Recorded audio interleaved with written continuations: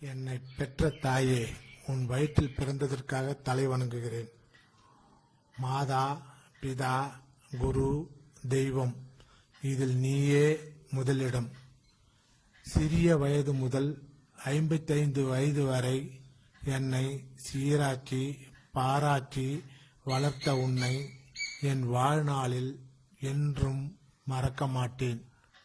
என் சிறிய வயதில் தந்தை இறந்த பிறகும் தந்தை இல்லை என்கிற குறையில்லாமல் என்னை வளர்த்த என் தாயே, நீ உடலோடு மறைந்து இருந்தாலும் என் மனதோடு என்றும் என் அருகில் இருப்பதை நினைத்து மகிழ்ச்சி அடைகிறேன்.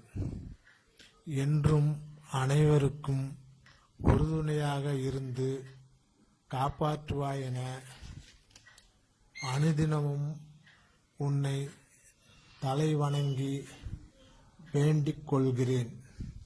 தாயே,